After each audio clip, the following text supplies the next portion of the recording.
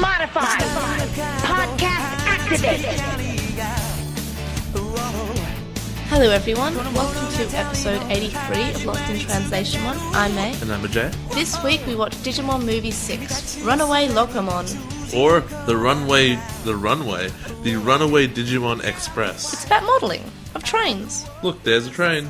And you put them on a shelf and you build them and they look happy. Get it? Models, Do people trains. build model trains? I thought they just bought them. No, they would You build them. you put together the track. But I thought the trains themselves were already pre-done. I don't know. I mean, are we on that train of thought? Yes we are. Train, That's why I asked you a question. Train, get it? It's a pretty loco question, really. I had to write that part down as it came by. I was like, look, it's a joke. A joke.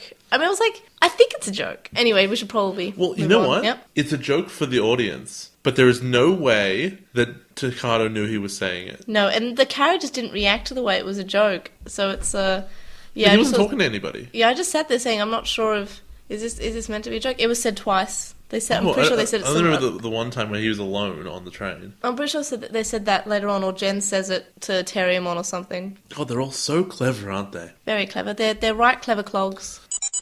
For Lost in NewsLatelymon, we covered Applemon episode 11 and 12, and we also covered Digimon Story Message in a Packet, and they all came out Christmas Day, and there were 3 separate episodes. And we were dying the entire time. Yeah, and we were also quite unwell when we recorded that, so that was fun. And I also, at the end of the Christmas special, recorded a quick solo bit of me talking about the Digimon Universe Apply Monsters episode 13, which was the Christmas special, so I put that on the end. Now, I wasn't there, and I haven't heard it, but I have to assume it sounded like, okay, well, Christmas is cute, and Applemon's good, and... Well, I started recording it at 6:30 in the morning, and then by the time I was done recording that and all edited, it was like time to wake you up so we could Was open this snoring in presents. the background? No, I was in the other room. Oh, good. No, I wanted to be comfortable, so I moved into the other room with the Christmas tree and looked at the presents and said, soon. And did you see the one I was going to give you, or did you just not notice it? I did notice it. Yeah, I thought, because I just put it in the open, I'm like, that might be a bit of a spoiler if she sees the kind of size and shape. I'm not going to sneak peek. It's naughty to sneak peek. No, not even to open it, just like, No, that's still if you sneak saw peek. it from the outside. You shouldn't look under the Christmas tree. It's sneak peeking. What do you mean sneak peeking? It's right there It's in your sneak view. peek. You mustn't sneak peek. Anyway, so I'm not sure if maybe we didn't talk about the Christmas special too much, but I did post it on all of our social media, but we still got a few people asking us if we were going to cover the Message in a Packet. I believe we got one this morning on Tumblr asking us if we were going to cover... This morning? Yeah. Okay, well, we've done it. Yeah, so we have already covered it, and yeah, so that was definitely this morning because I was just posting screenshots from Runaway Locomon. So And boy, is it depressing. yeah, so yeah, we covered A Message in a Packet already. You can find it at special episode 17, and that's one of the, besides this episode, that's the latest episode that we've released. Anyway, on to the episode discussion. Hi, May from editing, and so I just realised I actually forgot to mention something in Lost NewsLatelymon, and that is the special end of season discussion questions. You only have less than a week left because our entire Tamers discussion is obviously next week. So if you want to answer those questions, please do. They can be found on all our social media, and I'll link them in the link dump, and that'll be from the With the Will thread. So if you answer there, that's easy for everyone. It might incite discussion, but you can answer anywhere else. And yeah, so if you want to do that because you have less than a week now. Okie dokie. The movie starts off with Ruki being suspicious at a train station because her mum is taking her to a flower viewing even though they're not in season. Honestly, I just totally misread this. Oh? And I just read it as, she's like, God, cherry blossom viewing is boring. I hate that. She just doesn't like flowers. I was like, alright, well, sure, why not? No, but it was her being suspicious. And in the dub, Rika seems to be not so much suspicious as angry, and she knows for certain that something's up, instead of just saying, why are you doing this? This is weird. And then she gets quite upset with Takado, who she's on the phone to. And Takado's trying to organise something that's fairly secret, and Ruki then blushes away and says that it's obvious what he's planning. Here's a quick question. Yeah? Why did he call her? I think maybe she called him. How? Oh, he's yeah, on a payphone. Yeah, he's right. Yeah, you're right. That's how I came to this conclusion just now. Wait a minute. There's no way she called him. Maybe. So he called her only for her to throw accusations at him. Maybe he called her because he just wanted to know whereabouts she was at to get like an update, so he knew how much time he had to prepare for the Wouldn't party. he call the mom, since they're clearly in cahoots? Maybe she's using the mum's phone. Why? Wouldn't the mom have answered her own phone? The mum might have just passed it on to Rookie and said, "Here you go, you deal with him." You think the show wouldn't have shown that happening? They had 30 minutes. They don't show a lot of things happening. But, okay. Why was Gilmon in a box? He's always in a box. No, it's really cute, and it's clear that Takado's trying to hide him, but then all the other Digimon are just in the open, no one cares. Because for some reason no one ever sees Renamon, because she's a ninja. She's a ninja. But Ter- Lopmon and Terramon are just on the train. Because they're bunnies, right? You can always have bunnies on your shoulder, and they're really big ears, and they're quite large for bunnies. Gadramon's just like in Kazu's backyard. He's a robot, it's Japan. He's a huge robot. Then there's Marine Angemon, who's just like, oh, I guess, whatever. Who cares, right? And who knows what Cyberdramon was doing? Who cares? He just shows up and doesn't talk in the original, and it's wonderful. I'm convinced, and I may as well say it now, that they didn't actually hire Ryo's voice actor in this, because Ryo I'm pretty sure doesn't talk in the original, like, at all. Well, he uses Axel Arm, but they could have reused. They could have used an asset. Even at the party, he's just sitting there while Kazu's talking to him about being a tamer. I thought that was the dumbest thing ever. I know it's at the end, but of all people to be lecturing anyone else, the person whose Digimon has never gotten out of adult level and who has done pretty much nothing the entire time is lecturing Ryo from like multiple video games and who is able to at the very least able to biomerge. Yep. Lecturing him about this is how you be a good tamer though. Yeah. But also Ryo didn't have a voice. Maybe he had a cold and didn't have a voice. I don't know. But he straight up did not speak. And anyway, so Rika seems a lot angrier than Ruki. It's something that I've noticed in the first scene. Like, Ruki just sort of calms down and says, "Oh, it's obvious what you're doing," and she blushes, and it's quite her sweet side, showing that, you know, she has actually warmed to these characters. In the dub, she's just calling him Gogglehead constantly. Because that's what he does. Even when she's like hypnotized later in the thing, she calls him a Gogglehead. So, which tells me that it's not even so much like a thing she means. It's just a reflex. Yeah. It's a muscle memory. Like, she could be sleeping and she'd be like, Gogglehead. I think she does at one point at the start. I have a vague recollection of that happening. Anyway, so a train rushes past and then Bigger Streamer starts playing, and also, that's so cool. I know we've mentioned it probably in one of the other episodes or such, but we should just talk about it now. So the Digimon are back in the real world. Yep. With no explanation whatsoever. Yep. This clearly takes place after the ending of the last episode of Tamers. This obviously completely discounts the Christmas special we did, the message pack. That definitely didn't happen if this is happening. Did we even see Jen's dad ever? Not in this movie. He's so not appearing in this film. So, I don't. That's it then.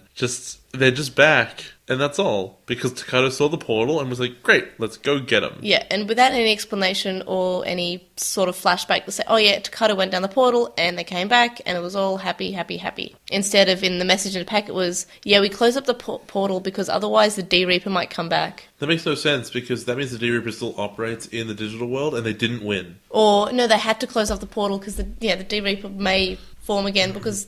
Oh no, we talked about this, that's right. The D-Reaper was going to eat the entire digital world, and that's why all the Digimon died. Yeah, all the Digimon had to come back to the digital world, or else the D-Reaper would come back, and if the Digimon came back, the D-Reaper means the D-Reaper would go back to the real world. The D-Reaper is in the digital world. Yes, but it's reverted to its original state. Which was eating the digital world and required all the holy beasts to get super evil to stop it. Oh, yeah. I think it's just sort of like sitting dormant in the digital world. How do they know that?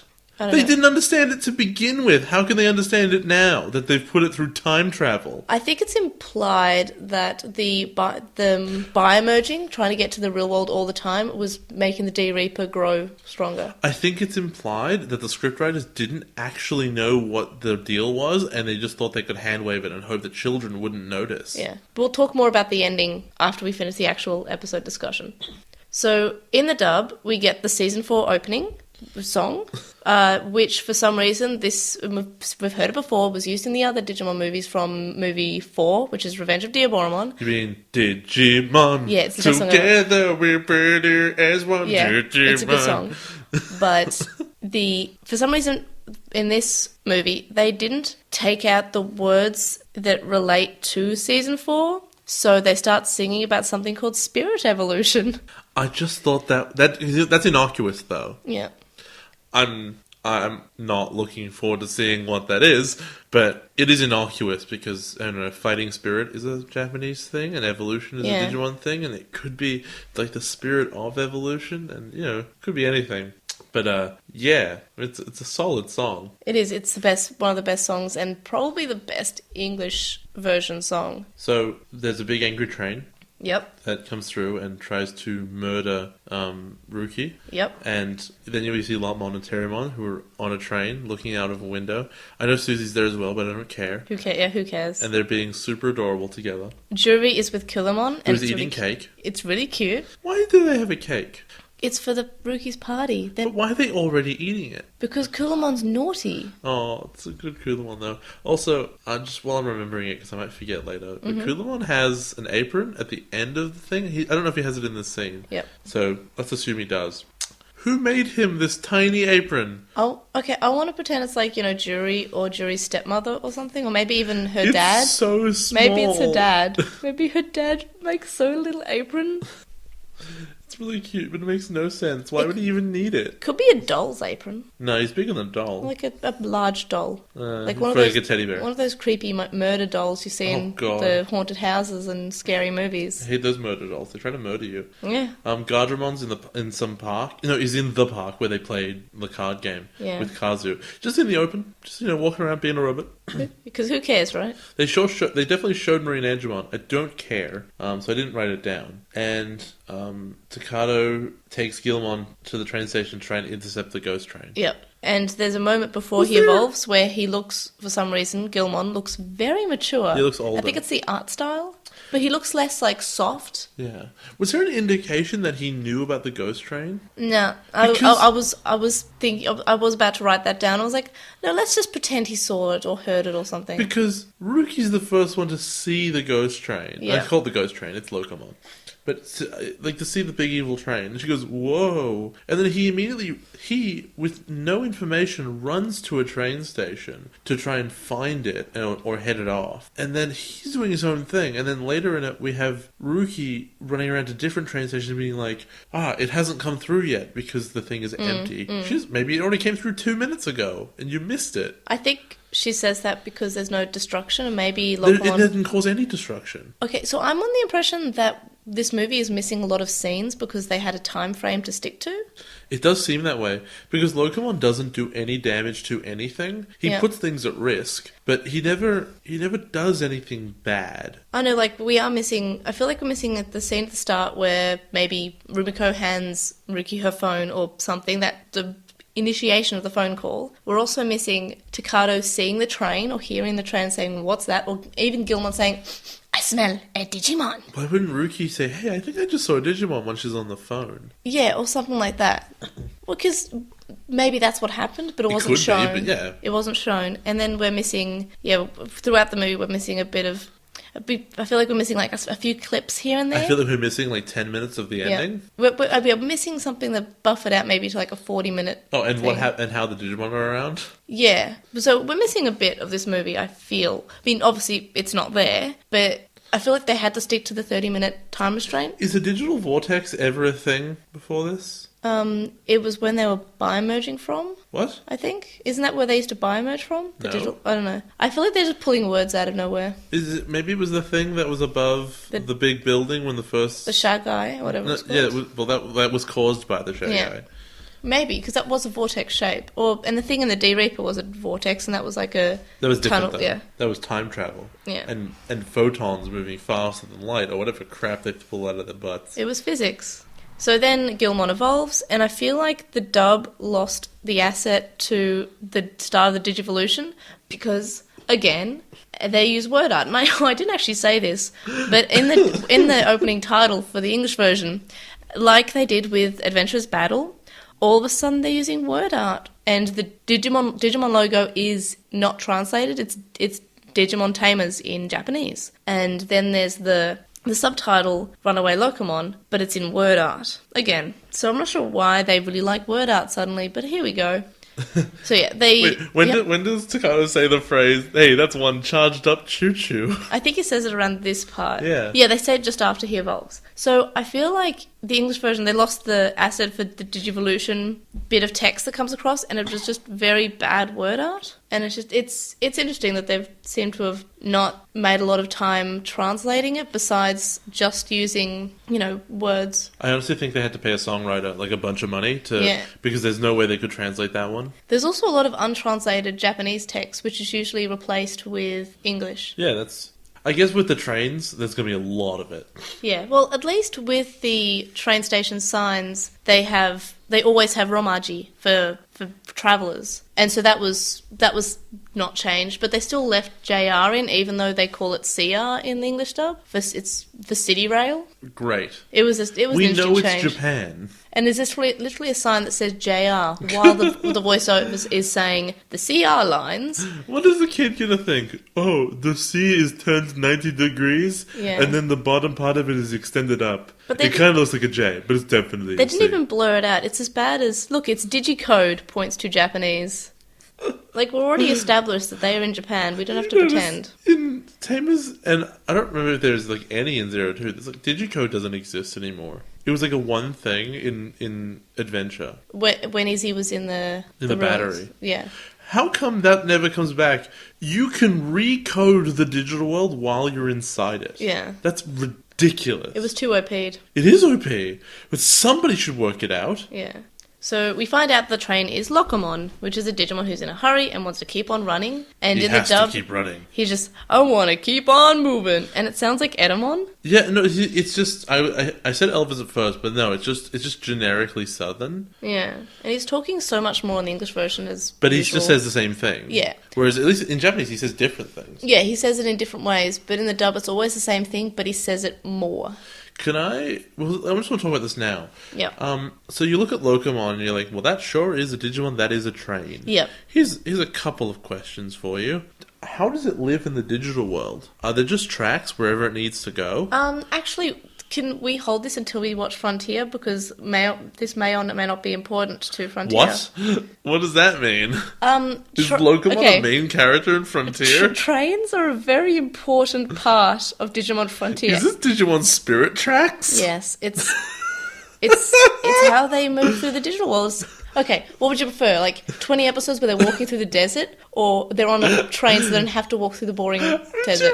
I don't want to see them be on trains all the time. That's so stupid. Because I was just going to say, are the tracks all over the digital world, or alternatively, if it can just go around freely, does that mean when it arrived in the real world, it was really unlucky and trapped itself on train tracks? Right. So, to answer your question, yes, there are train tracks over the digital world, and we also see another Locomon later on in Cross Wars, in the third part of Cross Wars. So the Young Hunters. And there's a train, it's sort of like the Polar Express in the way that it flies through the real world in the sky. Oh, they can fly now. I don't know, but it does. So is that just straight up a Locomon, or is that a Christmas Locomon? No, it's just a Locomon. Oh, they can fly. Apparently. So why does it gotta keep running if you can fly? Keep on flying. Oh, okay, fair enough. So just keep swimming, but it's without water and with wings instead. But Locomon doesn't have wings, he just sort of goes for Also, let's be real, Locomon has like the worst attack of all time. He has a slight spinny majig off to the side of him. It's like a James Bond car. And I guess if you're standing inside the cab, he can burn you. Yeah, or you can... But otherwise his attack is he runs you over. Yeah, he's very fast. Yeah, but he can't control the back 3/4 of himself. Yeah, he can also transport people. Yeah, but he can't control himself. Monochromon can kick you with its back legs, right? Yeah, and it has a horn. And it can just turn. This guy can't turn. He's on tracks. Yep. Also, I'm sure that they said something like, there'll be a big disaster if something happens. We have to stop Locomon quickly. But I couldn't figure it out, because honestly, they could just send him through the loop on tracks forever. I feel like they just said that because it's like, kids will believe this. Kids will believe, if we tell them that this will be a problem, then they'll believe it's a problem. I know they said at one point the words, we have to stop him. But I can't tell you why. I think it was just making a mess of like the train system because Japan, they like the trains on time. This train was just blasting through. It might collide with another train. There has to be one section of track where it's just a circle. Because that have like a relatively small circle. Yeah. And if you can just guide it onto that, just leave it there forever. That's fine. Japan's dealt with worse. They've dealt with This the is like kaiju. this is a circumstance where that train office is better equipped to deal with the problem than the kids are. Because they have total power over Locomon. Locomon has no... You know what? If Locomon had been like, oh, he can switch the tracks himself because he's also he's a train... I thought he did at one point. No. The only didn't he? train switching we see is there's like a really quick one where another train gets out of the way so it doesn't die. Oh, okay. Well, that's awkward then. If he could control the tracks, then he'd be really dangerous because you couldn't do anything to him. The adults that Yamaki eventually gets in with have total control of where he goes. Yeah. That's why they say you take him to this station. No, that's fair. This is like the least threatening Digimon that's ever showed up. Imagine you're the big sheep. What's it called? Deva? Yeah. Imagine if a border collie had run out and just herded it into like a pen, Oh, that's and then they'd adorable. shut a gate and it'd been like, meh. Why And didn't that had happen? been it. Why didn't that happen? That'd have been the border collie Digimon. No, it's just a regular border collie. That'd have been No, great. it's just a regular dog, and it just herds it because it's a sheep, Yeah. and you put it into a pen, and then it just sits there being like, damn it, I am defeated. That's what this would have been if they'd thought about it for 2 seconds. Yeah, I feel like it had a good premise. And there's no... It did not. And there's no reason it can't... It had a premise. There's no reason they couldn't have just given it control of the tracks, except they're like... Then the question is, how do the kids get ahead of it? Because it's a train. They go very fast on Gardramon with the train, apparently. That was dumb. That's what they planned to do. Anyway, should we move on to... He doesn't move that fast when he's jetting around. Should we move back on to discussing... I don't want to. You don't want to? Okay. I'm enjoying pointing out how stupid this There premise are a lot of is. problems. Yes, oh, you're not wrong. Okay.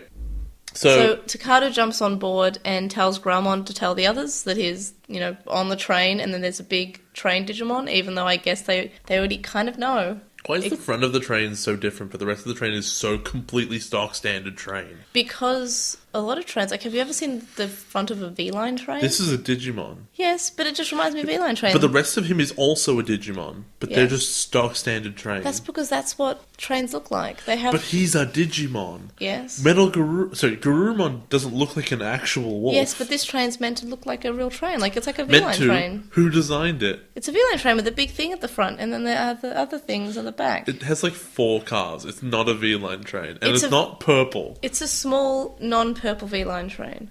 It has a thing that's carrying coal. That's because that's what trains look like. Have you seen Thomas the Tank Engine?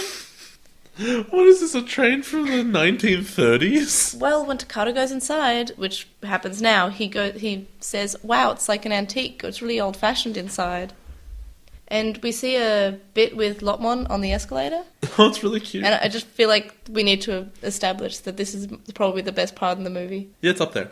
Every bit with Lotmon and Terrymon, although they do nothing, is awesome. But Lotmon's ear is like flapping Yeah. against the escalator. It's weird how, like, they definitely have a slightly higher animation budget in this one than they usually Yeah. do. Not crazy high. No, the animation's good. You can at least say that about the movie. The animation is The there. animation is improved. Yeah. But it's not... It's like they've given themselves 50% more of a budget. No, hold on. They've got 10 more minutes, so that's 50% more of a budget. It's like they've doubled their budget. Then they've had to spend some of it on the extra time, and then they spent the rest of it on, go over this bit a little bit more. Because they would never have bothered with this Yeah. small detail before. Also, I'm not even sure it necessarily makes sense, but, like, that's fine. So It's cute. it's not really worth me saying, but Susie is a little bit more annoying than Shuchan, who's just a normal, like, 7-year-old. Like, she's No, excited. they're like, both terribly annoying. yeah, but she's worse in the dub. Like, she's a lot whinier. No, the only bit I'm even going to focus on is the bit that both are awful at because it's in the animation and she just sits down and she's a huge complainer.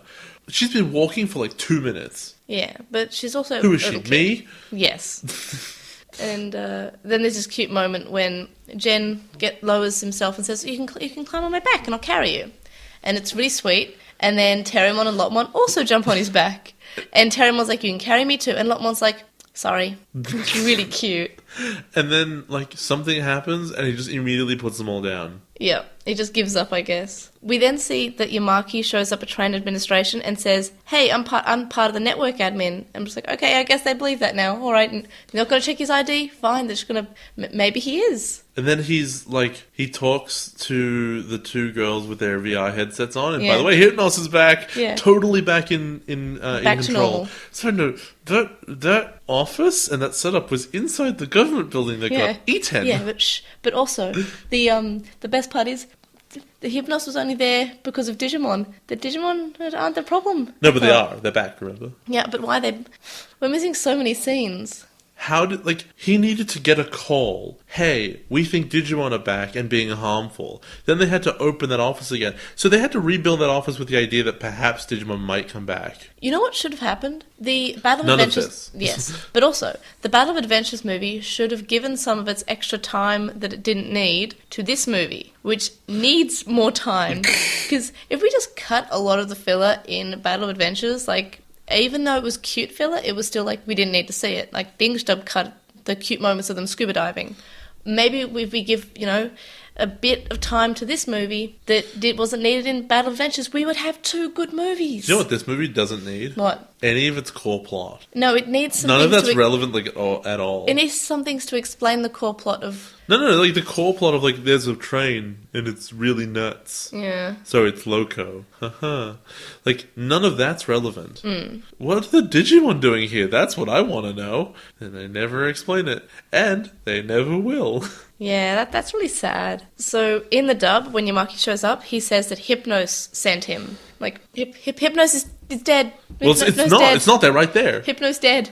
We dead. They're still completely on the government payroll. Side note, it's really interesting that Hypnos screwed up so badly, no one else in the government takes hits for, like, funding it. Yeah. He takes hits for running it. But that makes no sense. Like, is no one coming after, like, the Prime Minister? Hey, we found out about your secret thing that deals with digital monsters. There are really interesting political issues when you're running an actual government agency. Yeah. And the one in Try gets away with it by being A, entirely mysterious, and B, not doing very much. And might be evil. Yes, maybe. Maybe. Elements of it. Yeah. With that smile, shakes head. So there's a big cloud in the sky, and they say, look, it's a digital zone. Which means, is the D-Reaper not going to fall out of that immediately? And I'm pretty sure you're right, we've never heard this term before. But yeah, we have established the Digimon should not be in the real world because guess what? That might cause the D-Reaper to come back. You didn't let me guess. What? Oh, right, yeah, I get it. So, alternatively, are they vetoing the last, 10 minutes of Digimon Tamers, and they're saying that... I mean, the only good parts of not the only good parts, the best part of that episode. Yeah, so I'll be saying that guess what, they didn't have to go back and they were happy. Are they just saying that this is instead of that happening? No, I honestly think the only way you can get to this conclusion is that, did they say they can never come back? Yes. Tensei didn't say they can never come back. It's just they must go back. I'm pretty sure they said being here was hurtful. They can't come back. I'm pretty sure that was pretty final, and that's why it was such a bittersweet ending. How did the Adventure Kids get their crests back? Oh, who cares? Well, actually, I do care. This Never is mind. the same question. You're right. I do care about the answer Adventure Kids. is legitimately 02 didn't happen. 02 shouldn't happen. 02 ruined. 02 is the midi-chlorians of Digimon. Look, Ken's good. No, I'll sacrifice him. You'll sacrifice I will Ken? sacrifice him immediately to close up the plot holes that 02 opened. Is Oikawa's ashes still coating the digital world to protect it? Oh my god, why? And Blackwall Greymon, Did his who died for no spirit reason. collect the crests and hand them back out? They definitely don't have the necklaces anymore, but they still have the power, which is okay because they learned it at the end of Adventure. Mm-hmm. But then they had to give that up. Yep. So, if they never did the giving up process, what happens? I wonder how much time we've actually spent while we're talking about Tamers talking about Adventure. It's a long time. It is. Because it's all about comparison. That's what we do. I want try to explain what happened to the crests. Just try to explain it. Just try to explain it. I'm glad you picked up my joke there. Nice, It didn't just sound like I'm There's stumbling. no time to explain. Is there trime? That didn't work as well. That was awful. That was terrible. Then Ducato is rather brave and tries to find the brakes on the inside of the train. And there aren't any. There's no brakes on this train. I don't know what I was going for there. Actually, no, I know what I was going for, and then I realized halfway through saying it, can't say that on this. Yeah, on this, because I'll censor it. yeah, can't say this on this clean podcast. Take your memes away from my podcast. Then Ruki literally jumps on the train, which is very dangerous. No, she has a ninja with her. The ninja picked her up. Yes, but I still feel like that's a very brave thing to do. She's 10. Ninjas can do any... No, that means she's light, and the ninja doesn't need to do any, like, big carrying. Then the best part of the She's movie not happens. 10, by the way. Jay, the best part of the She's not 10. She is. It's her birthday. She's 11. Okay, she's 11 now. Get destroyed. Oh my god, you destroyed me on my own podcast. You come into here, my house. Am I the true professional? Yes. You ruined my breakfast. Is it a soft breakfast or a hard breakfast? It's a breakfast. It's a red, white, and blue breakfast. It means we have to leave the EU. That's the kind of breakfast it is. Everyone voted on the breakfast. Look, and they didn't vote Eggs Benedict, and I'm offended. Anyway, so then the best part of the movie happens. Takata says, I was going to use this card, but Gilmore's not with me. And then Ricky says, I'll use it. And it's water pressure. No. And even though it doesn't work, they're actually using a card to do a thing. That's true. They gave it a shot. Except, you have to remember, she says, ooh, that's a good one. Like, she's surprised that he pulled out one that would be relevant to the situation. Yeah, she says, oh, I'll use that. That's a good one. And it's nice. But it's also saying, look, remember those cards that we never used after, like, the first 15 episodes? But also, isn't this episode such a microcosm of, like, what's wrong with Tamers? Yeah. Here's this card. Isn't it interesting? Isn't it creative? Absolutely. Let's use it. It didn't work at all. How about we buy merge? Great. We evolved really hard and beat the thing by punching it. You're right. That's sad. We keep calling it an episode because that's what it is. It's a bonus episode at the end of the season. It's not a movie. Yeah, it's probably not canon. Then Ducato tells her that Juri was planning a surprise party for her. So I guess surprise. Well done. Then Beelzemon shows up, and it's great. I love Beelzemon. He's my favourite character. How did he even know to be here? Because he's Beelzemon.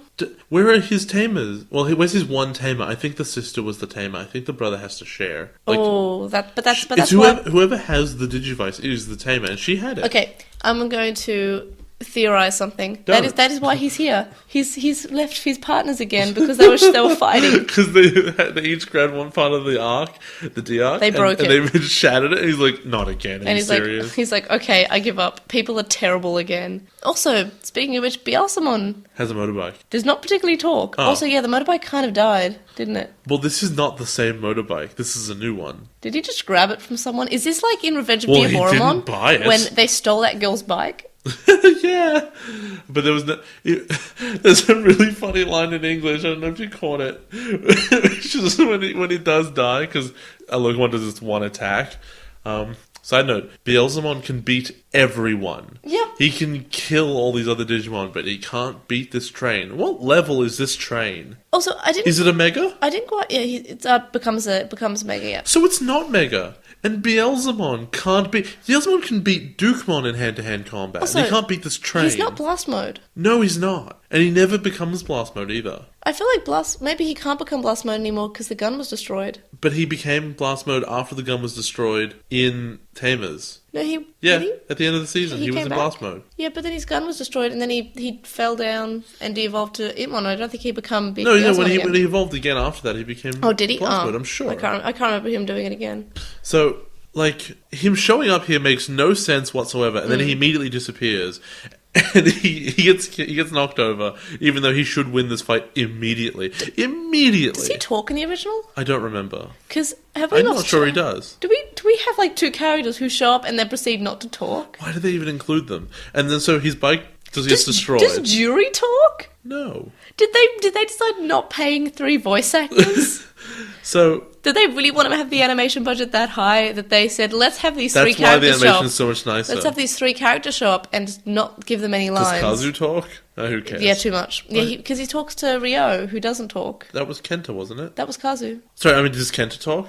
He might go, wow, what are you doing? What are you saying to Marine Angemon? But he doesn't talk that much, but does he really need to? So I'm just trying to get to this point where Beelzemon falls over and the bike is destroyed, and Ruki in English goes, well, there goes his bike! Well done. Then we see that Kazu and Kenta find Gilmon, and Gilmon says, we have to find Jen, Ducato is on the train. Then they have the plan, they're going to power a train using Gardramon so they can catch up. Talk about Probably. The first time in this, the first of multiple times, I think the first of 2 at least, times in this movie where, like, there's, I won't say just sentence structure, but the way it's scripted makes it actively difficult to understand what people are talking about. Yep. Okay, so this is the word. This is the approximate wording. Gilmon says, Takado got on the train. And they go, Takado got on the train? He goes, yeah, he was too strong. He overpowered me. I think he meant the train and not Takado. I know, but in the context of the sentence that Gilmon was responding to, he says that Takado overpowered him to get on the train. That's also the subtitles, and he might have been... No, this is in the English. Oh, in the English version? Oh, that's terrible. No, then. in the English this is when it happens. There's another one that's very clear later, which is when they make the Roger joke, which we'll get to. Then we see, when they find Jen, Jen says that he grabbed the wrong bunny Digimon, and he grabs LotMon instead of Terriermon. It's just this... How do you make that it's mistake? It's a little throwaway joke. Yeah, you know, do you grab the ear and not look at them? Yeah, that must be it, because one's green and one's pink. Like, one's got more horns. Just touch their face. Well, just start stroking the bun. That's the least, like, indicative part of them. One is brown and one is cream colored. One of them doesn't shut up. One of them speaks really formally. They have the same voice, but they speak differently. I'm trying to remember the exact context of that scene, but that scene is Jen shows up, he talks, and everyone just looks down and goes, Jen, what the hell? Yeah, and then the joke is over, and LotMon just sits there and goes, yeah. And then Terriermon is upset in the next scene. I think in Japanese, Terriermon's like, oh, how could he fear me? That's crazy, oh no. And then in the English, he's like, this is really bad, and immediately gets cut off, so he's like, momentai though, he's like, brrr. I love my favourite thing. He sass less in the English. Yeah, but my favourite thing is also Terriermon not being happy with other people using his catchphrase. Yeah, he hates that. It's a really annoying thing to say. Then we see that Yamaki's making people build new train lines for the Grand Locomon. Well, Locomon at this point. What? People aren't building new ones? They're placing them down. What? We see a scene. I do not remember that. That's insane. They're placing down the train lines so they can lead it where to go away from the other trains. I have no recollection of that whatsoever, and it is never relevant.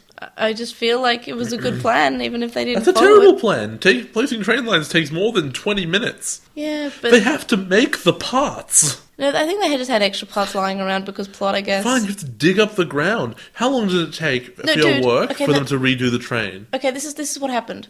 What they did was they put it in a box and they covered it with glass. They vacuum packed it, and they had a sign saying "break glass in case of runaway train." In case of runaway Locomon. That's what happened, right? How long? That sounded a lot funnier in my head. Good work. You had a train line change in front of your work. And it took like 6 months. Yeah. Yep. And you know what, there's remodeling stuff, so let's be really generous. If you were only trying to lay new track without even... And assuming there was places to send that track rather than going through buildings, which you probably would have to get away from the train tracks. Because as you recall from being in Japan, those trains, there's not much on either side of them besides buildings. Nope, just trains. So if they had to go anywhere else, they probably had to clear stuff. But let's pretend they don't. Just to place new tracks and do nothing else. Give it a month. No, that's fair. Rather than 20 minutes. So we are getting a bit off track here. Da-da-da-da-da. I'm just really thrilled about how Yamaki just sort of walks into places and says, I'm in charge. And they go, okay. Dude, he's in a suit. He's got sunglasses on in a Zippo lighter. He's got sunglasses on inside. So Yamaki calls Ruki, who gives the phone to Takado. Then, in the dub, there's a cute joke about Roger. Who's Roger? First of all, he says something like... Hold on. What's the exact wording of this? He's like, I'm not surprised that it's you, in Japanese. Right? Mm-hmm. And that's totally fine, because, he called them, and he was not surprised. Of course, they're at the center of it. They're on the train, he called them and figured it out. Whereas, in the English, I swear he sounds surprised. Like, it's you! He called them. Okay, so I feel like... Okay, you can take... So this is Rumiko's phone. So either Yamaki was just calling Rumiko because oh my god, it's her her phone too. They don't have a mobile phone. Because they're tiny children. And it's 2001. Wait, no. Takado must have called him. Yeah, Takado called him. No. Yeah. No, because Ruki picks up the phone and then says, oh, it's for you, and gives it to Takado. No, Yamaki calls... Really? No, there's no way. Yamaki I would have to calls watch this bit again, because it makes so much more sense if Takado calls. It is 1000%. Yamaki calls... God. Even though it's Rumiko's phone, probably. As I said, we are missing scenes in this movie. Oh my god. I think he's just having a relationship with Rumiko. No. Yeah, why not? How else would he have his He's already in a relationship. Maybe he's with both. Fair enough. Well, no, it's Japan, that wouldn't happen. It might. It's Japan. Maybe they though. broke up. I don't know. And yet she still works for Maybe him. they're the same person. Whoa, that seems unlikely. They just change wigs. I don't know. So, yeah, there's this little joke where, obviously, at the end of the call, Takata goes, yeah, Roger, all right.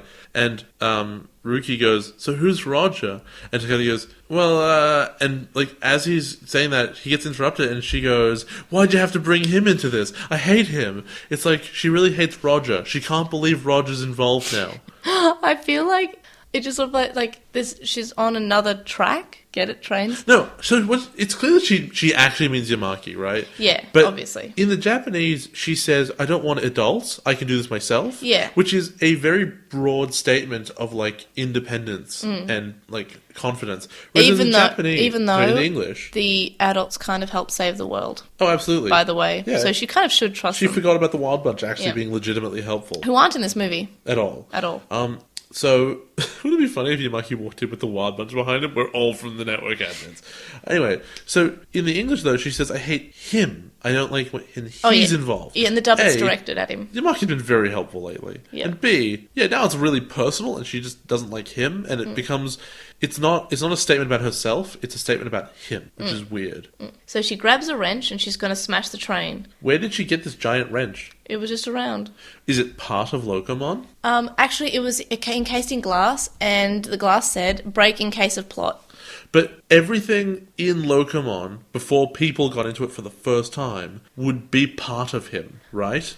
It's also part of the aesthetics, maybe, of the So inside. this I don't wrench is like one of his fingernails. know. Yes. What? Yes. Why is it... I mean, I've always thought it was weird that, like, Digimon generate parts of themselves which will, like, fly off. Yeah. But like, are still part of them? Like Beelzemon's guns are part of his Digimon stuff. But he can put them down and walk away. And then come back and pick them up again. Yep. You can't take your hand off, leave it on the ground and walk away and then come back. You can't take a tooth out and then stick it back in later.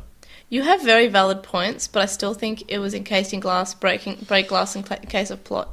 Well, it doesn't... Right? It has the relevance of being a weapon to use later, I guess. Yeah, and it is completely plot relevant, because when she goes to smash the train to stop it, all of a sudden the fire kind of comes out, and she screams, and then... Also, she gives Takata crap for not having a Digimon around? She doesn't at the moment. She's like, it's like, you can't do anything without a Digimon. Now let me go do this. Renamon, come here. Yeah. So yeah, she comes back with a wrench, and Takata tells her about the plan, but something's wrong. Then, inside Ruki's mind... Well, she has these eyes that look like Juri's did when she was like, all possessed. So basically, this is just the D-Reaper story again on a smaller scale. There's one moment where you're like, well, there it is. Yeah. Ruki sees her younger self, like, in her memory, and she's with her father, and she's singing. Then she says she hates singing, and then she starts singing.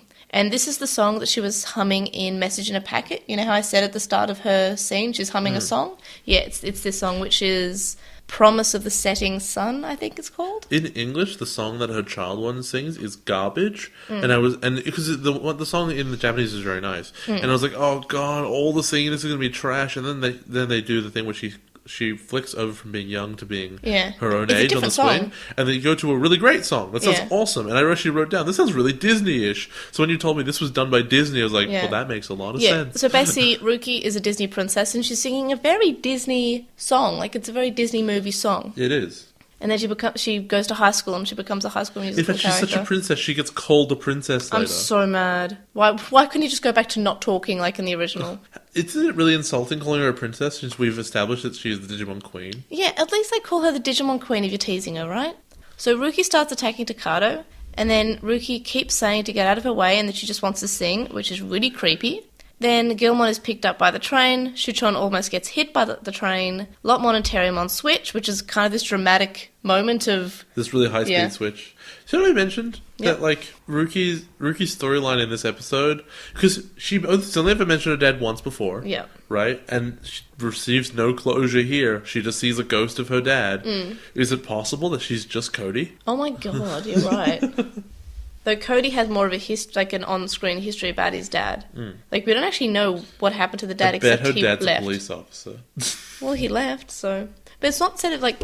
He's not dead, that's all we know. Isn't he? Because she treats him like he's dead. No, but in the bits when they're trying to rescue Juri, and she sort of storms off and she sits Oh, yeah, alone. she does just say and he left. And she says, oh, well, my dad's still alive. I was always thinking how bad my life was. When my dad's around, I can see him if I really want to. Wouldn't it have been a better ending then, instead of her sitting around looking at the sunset, for her to like have a phone and there's just like a number and it says dad above it? Yeah. And her to be like, to like look at it, hesitate, and then be like, and like begin to dial? Yeah. Wouldn't that have made a lot more sense than just like, well, at least I can pretend to remember his spirit? Yeah, and that's a really weird thing. Like, it's implied in the show that she knows where her dad is. Because she says, I can visit him if I want. Or she could have like knocked on his door and he like looks around and like he's surprised to see her, and because she's changed as a person now, so maybe she can she can relate to him differently.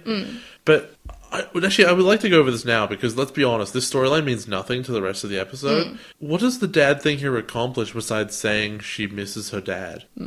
Plot? No, but there isn't a plot to this. Yeah, no, you're completely right. And I wish they actually covered whatever happened to Ruki's dad in the show, because they never really addressed it. They just said that he wasn't there. The beginning and ending of this little storyline in this episode is, look, a ghost of my dad. Ooh, I'm thinking about my dad. And that's the conclusion. See, this movie seems to act like the dad's dead, right? Oh, absolutely.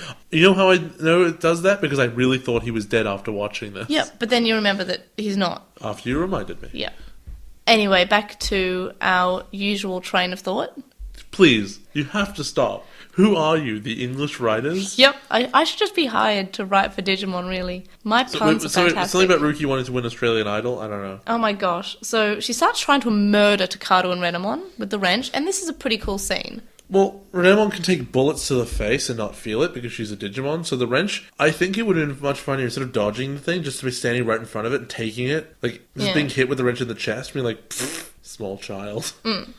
And, yeah, basically Renamon gets hit and falls through the window and conveniently lands on the Gardramon train. I'm actually not sure if a 10-year-old girl was swinging a wrench at me, if I'd even be really bothered. Yeah, and Renamon's pretty fast, so I'm not sure how she got hit, right? If I'm standing up and, like, I don't think it's really that scary. I think she might have been in shock, maybe, and that's why she got hit by it. But if she gets hit, it's not going to do anything to her.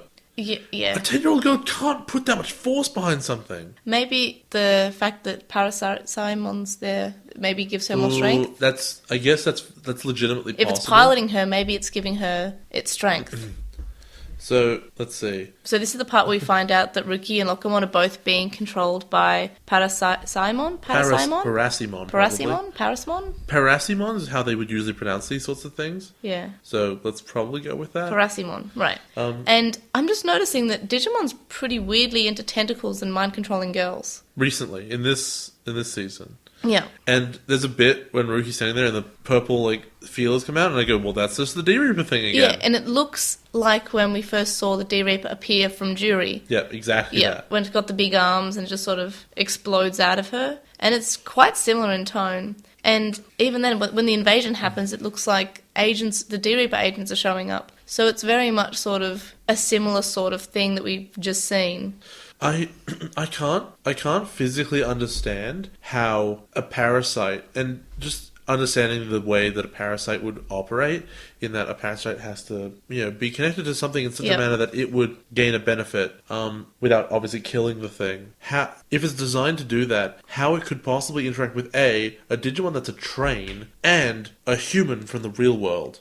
How could it possibly do that? It should be able to gain nothing from at least one of them. See, for some reason, this movie reminds me of that Doctor Who episode, Turn Left. I think that's what it's called. Know. When she has the big parasite on her back. I don't remember. And she can't see it. I think that's what it's called, Turn Left, maybe. I don't know. That sounds awesome. Yeah. But just is Parisimon connected to Lokomon through the brain that's in its coal cart? I think so, maybe. Well, that's definitely how Ruki got infected by it, right? I don't know. No, that came out of the furnace. Also, I'm not sure if I missed something here, but are there two Parisimon, one on Ruki, one on Lokomon, or is it the same one? Except because I don't know. It is definitely two different ones, because the one that's on Ruki gets killed. I just thought that was just breaking the connection, but now... No, it's murdered. Oh, okay. Because that was quite easy, that Gilmon blows up one and then has trouble with they're other weak. ones. No, they're actually... Well, the one on her was weak. Maybe it's just a younger one or something?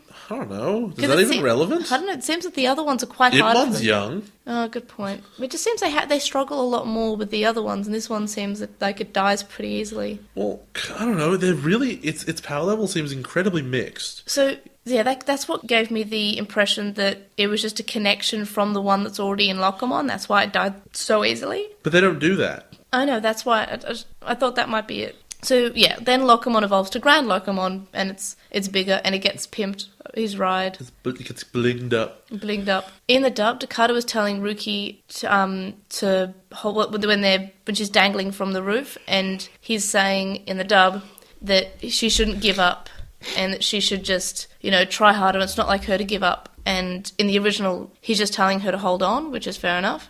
Then Renamon grabs Ruki from the window.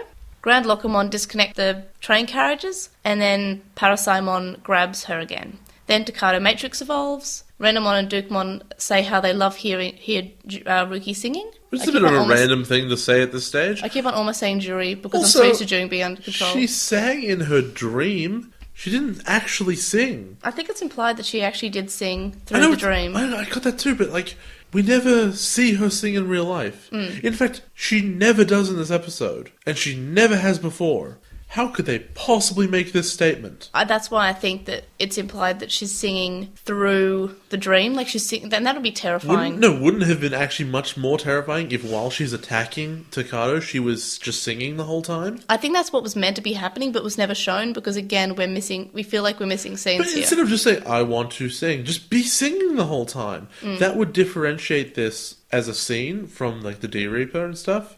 Because it would be really interesting if you could see, her expression and, herself is happy and dreaming while the body's being piloted totally independently. Yep. That would have been really interesting, but they just went I'm a zombie now because I'm hallucinating. But then she's not singing. Yeah, no, that's fair. No, that's completely reasonable. Which means that they have no reason to have ever said the words, we love you when you sing, because she never has. Yeah, no, you are right there. Huh. All right. I don't necessarily feel that things are definitely missing, but I can only put this down to, I have this problem when, I'm always afraid I have this problem when I'm writing stuff, which is, as a writer, you have an idea in your head, and you know everything about it, and then you write stuff on the page. But because you knew stuff already, sometimes you don't explain it. Because you knew it. Why would you bother explaining it? Because it's evident to you. You know all the details. And then someone reads it and goes, what about this? You're like, oh, right, I didn't explain that. Because, of course, it's a detail that's important. But it's so obvious. Yeah, it feels like a significant thing that they missed explaining, or a significant detail that they just missed out on. This episode feels full of those things. The writer goes, oh yeah, so of course, Yamaki calls the kids. So, and no one said to him, isn't that Rumiko's phone? Well, I think it's Rumiko's phone. It could also be Ruki's phone, but I'm pretty sure it was Rumiko's phone, maybe. Well, either way, no one asked the writer, hey, did they hear her singing?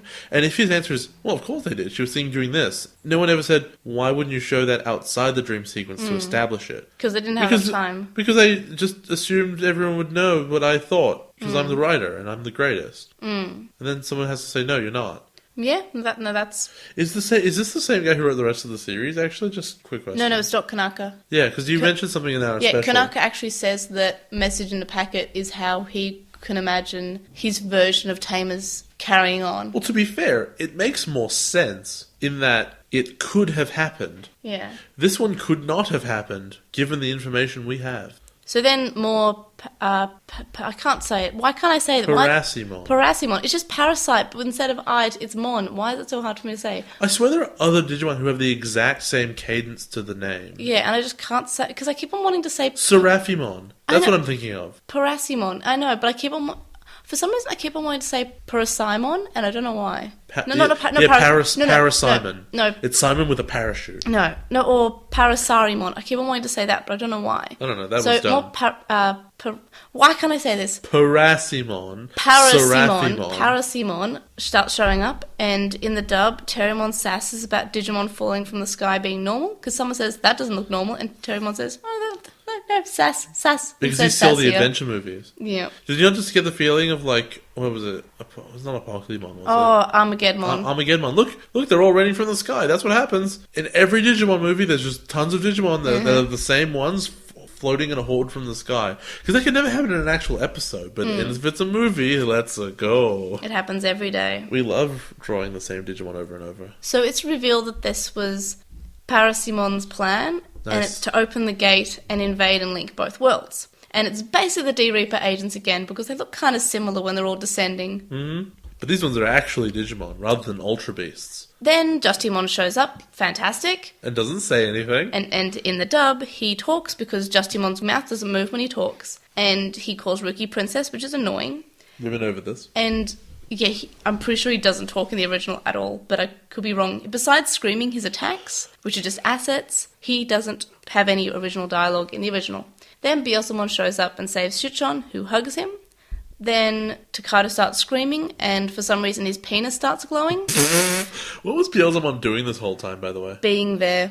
Was he just lying on the tracks? Yes, I guess. I don't know, he was just there. He was plot convenient. So in the dub, they cut out Takato's glowing penis. I can't imagine why. I mean, I'm pretty sure they did. Then there's a scene that I'm surprised wasn't cut in the dub, and it's when the tentacles are released from around Tsukuyamon. Her breasts kind of jiggle a bit, and this was not removed in the dub, which is strange because the glowing penis was. Have we talked about how? So they've all Matrix evolved. Yeah. And Gargamon, Saint Gargamon, have you noticed, is like taller than buildings. Oh yeah, he changes size all the time. They're Tsukuyamon and Dukemon can stand on his shoulders and be smaller than his head. Yes. But at other times they've stood next to each other. Yep. And Saint Gargamon was slightly bigger than them. When he was fighting Phoenixmon, whatever his name was. Yeah. He was smaller than Zhu Chaomon's head. Yep. But now he's bigger than a 20-story building. He had a growth spurt. No. Yes. No. Also, he's like Atlacabuterimon in the way that for some reason the artists just decide to change his size occasionally depending on what seems good. I swear they changed it within the same scene. Like they cut back to it, but now he's halfway up the building or something. It's so dumb. So Dukemon becomes Crimson Mode and saves the day in a second. Out of sheer force of will, he becomes Crimson Mode as well. As I said, his starts glowing, which I guess is now Granny, so Granny is his penis, so alright. Did Granny not sacrifice himself once and that power was expended? Or did it become part of Dukemon? In which case, why would Dukemon ever not just immediately go to Crimson Mode from the beginning? Maybe he can't unless he starts glowing down there. Why? Also, I think he should get that looked at. They have like creams and stuff for that, I'm sure. I don't know. When parasites are jumping at your junk, sometimes you just gotta glow them off. Then Get a good old glow job in there. oh my god. So then Kazu is upset that no one wanted to talk to him or something. Well, I don't. No one wants to talk to you, Kazu. And then they all go to a birthday party, even though Ruki said the entire time she didn't want to have a birthday party. They do anyway. And they have the best thing ever where they pop these streamers and they're like, surprise! And they all land on Ruki's head and she just looks really unimpressed. She looks traumatized, and that's fair enough. She just did kind of have a parasite on her. She probably doesn't remember it, honestly.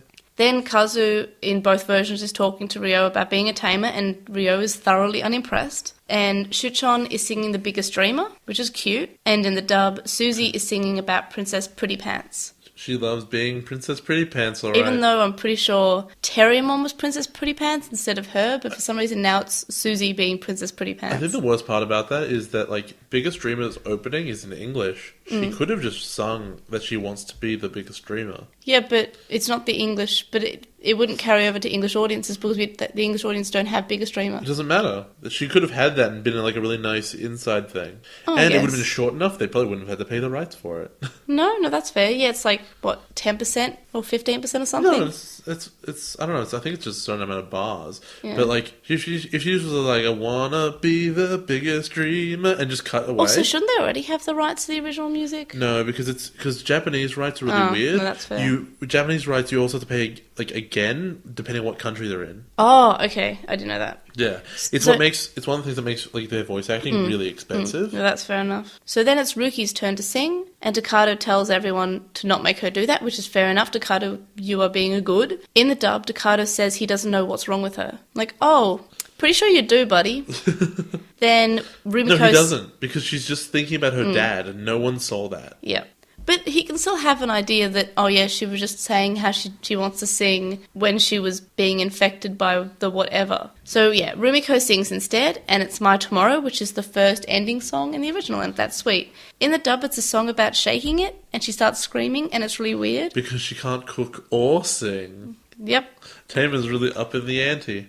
Ruki walks off when she watches the sunset, and that's the final bit of the movie. And then during presumably thinking about her dad. Yeah, and during the credits, we get like this cute like montage. In English, she sings. Yeah, on the English, she sings like the first line of the song. And that's, I don't know. Like, I guess I do like that she did bring it back, but at the same time, it is odd that they put this in there. Yeah, and then only in the Japanese do we get these credits.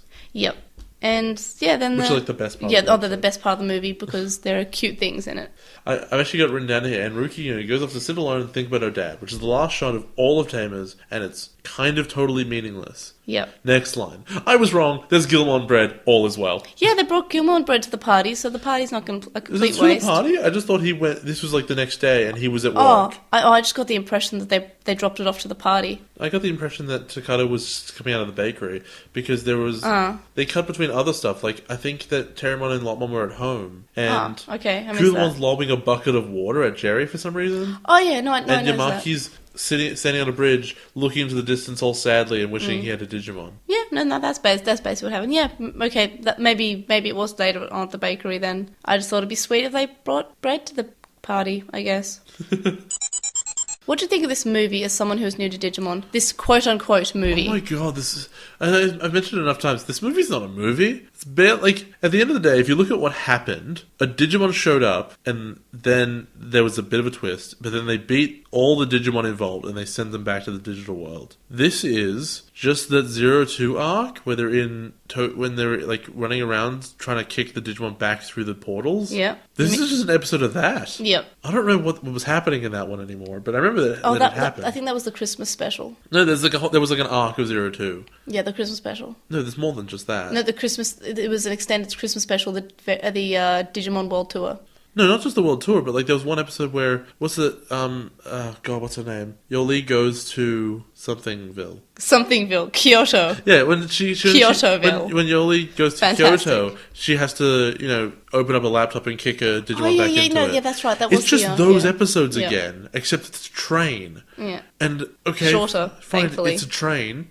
And so, if you look at that story is a train shows up, and then it turns out it's infected with a parasite. So they beat the parasite, and it goes away, and then the train goes away, and it's done. They didn't need to figure out a way to put them back in the digital world either, because there is a convenient thing there. Actually, no, they killed all the parasites because why not? And then the train just leaves for fun. Yep. Okay, whatever. Does not cover at all how it showed up, but who cares? I do, but anyway. So that's the primary plot of this episode. Yep. Is Digimon shows up, we beat it, it goes away. Alright. So with that so simple and so nothing, what's the point of this movie? Okay, maybe it furthers the characters in any way. What does Takato do? He shows up, he beats this Digimon, he goes and has a party. Okay. Putting aside that he is doing something nice for a girl who is angry at him for it, unlike any other Digimon movie we've ever seen, there's nothing like that ever before. Okay. What does Jen do? Jen shows up, barely involved in the fight, does mistake Terramon with Lotmon at some stage. Which was cute, at least. Then, at the end, nothing happens. So he progresses nothing. Juri doesn't show up. Ryo barely shows up and doesn't have any lines originally. Kazum can do nothing. Yamaki does very little. So, who's this movie about? It's about Ruki. Okay, what happens with her? She sees her dad in a dream. She talks about singing, which is something that obviously some kind of connection she has with her dad. And then she looks off into the sunset. No conclusion is reached whatsoever, except she's thinking about her dad. That could have been accomplished at the beginning of the episode, and then we could have had something new come out of it. So the ultimate aim of this entire episode, I refuse to call it a movie, the ultimate aim and the beginning to the end is a story about Ruki remembering she has a dad. Yeah. Great. And then I think what you have to think of next is, okay, as an audience, alright, great, what's next? Are we going to see that resolve in any way? No, that's the end of Tamer's content. See, at least it wasn't too boring, right? No, but it was stock standard. It was a filler episode. It was filler. And a filler episode does not deserve this level of animation, doesn't deserve this much time. It was unnecessary. Like, at the end of the day, if Parisimon had never showed up, and then she wouldn't have had the dream or anything, if the train wasn't the key issue, if Parisimon had just shown up in general, this might have been more interesting. But because it focused on this weird train, and there's all the train-based issues, which I have no idea why it bothered, probably because Frontier has lots to do with trains. Maybe. Honestly, that's probably it. Yeah, if they'd just been fighting Parisimon the whole time, you could have had an interesting story, because like it's got body horror and stuff in it, which is sweet, but it just wasted a lot of time. Like I feel when I see this, I have to wonder. You know, Tamers is probably going to come back as part of the Digimon Resurrection at some stage.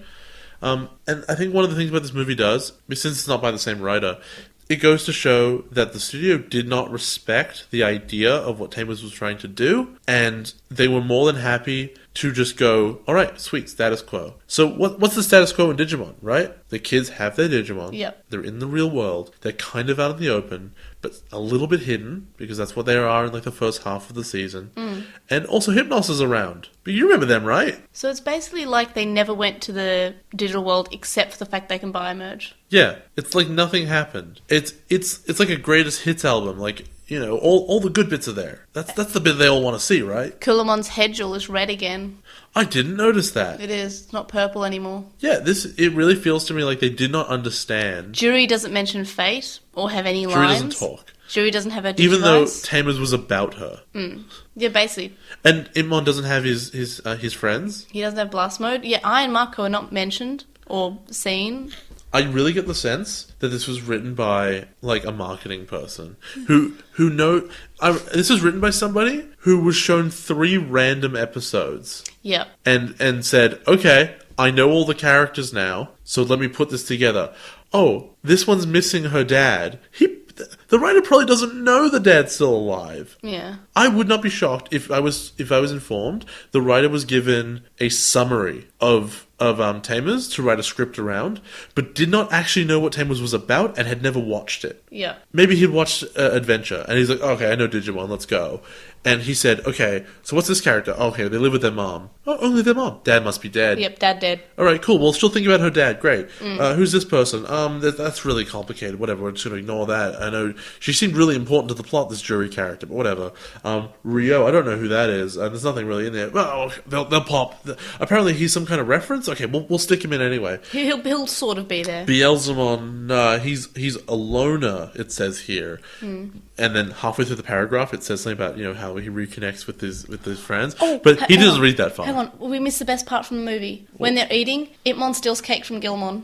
I don't remember that. It's cute. I think I can envisage the animation, but I can't remember anything about it. Yep. Okay, continue. Sorry. Yeah, it really feels like someone who had a really minimal understanding of it.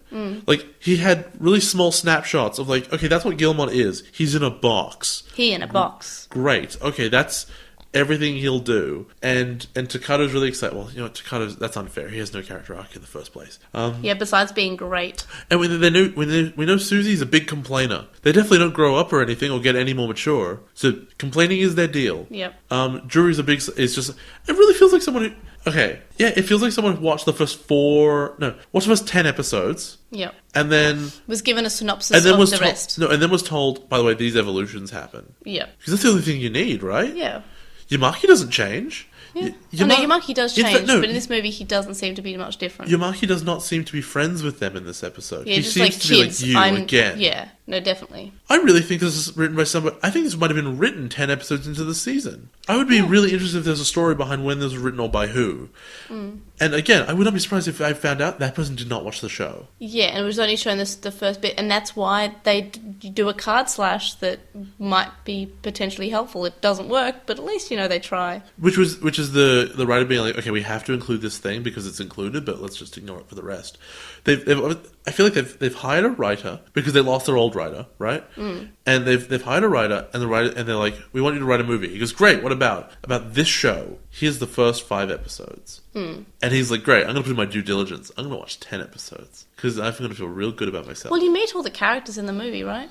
Yeah, he knows them all. Yeah. But he doesn't know what happened to them. I don't think this writer knows that all the Digimon disappear at the end. I don't think this writer knows something happened to Juri. I don't think they know that Imon has partners. I think they know about Granny. Yeah. He doesn't know why Crimson Mode happened. By screaming. He has no idea what the context of Crimson Mode was. It just goes.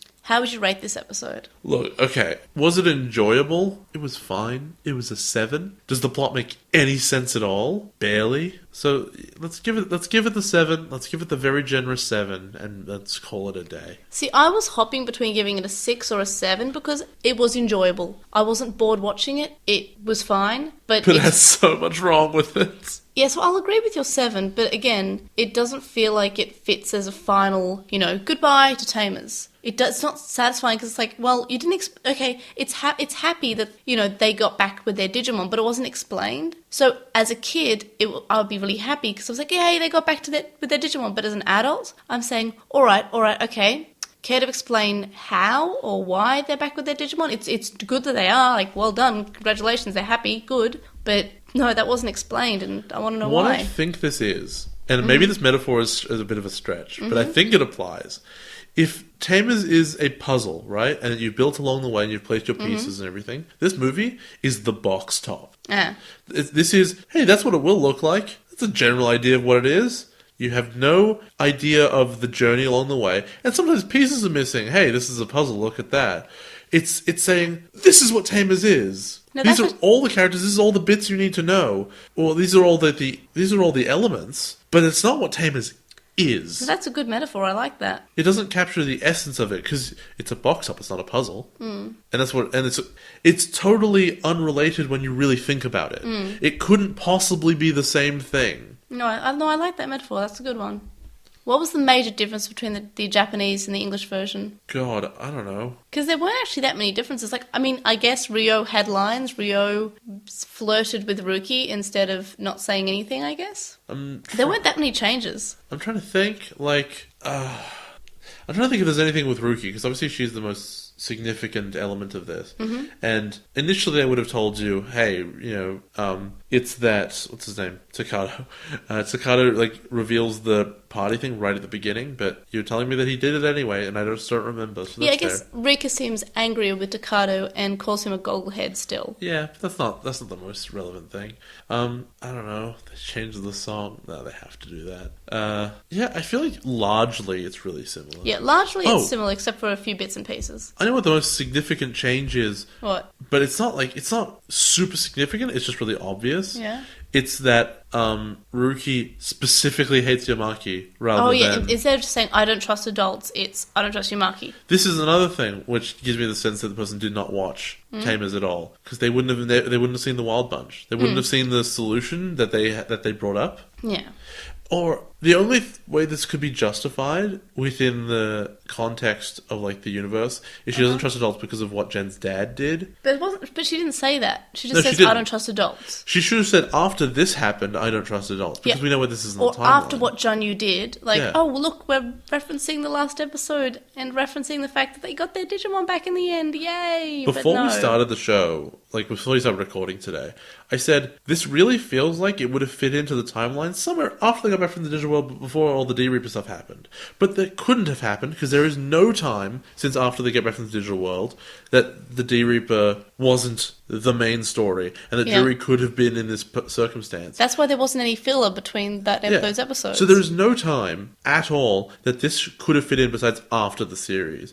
Which, there's so many things, there's so many questions at that stage, which the movie abjectly refuses to answer. In fact, it raises new ones entirely. And that's the movie. That's the movie. What do you prefer as a final bit of Tamers? The CD drama we covered, or this movie? Look, I mean, the answer is that the CD drama is a piece of content, and this is not. This is not an end of Tamers. It's not an explanation of what's going to happen. It's not a conclusion to anything. The most conclusive thing in this entire thing is we're looking at Takato holding up Gilmon bread, because that tells you something about the future, is that Takato probably becomes a baker, like his parents. Yeah. And whatever. But there's nothing conclusive about this.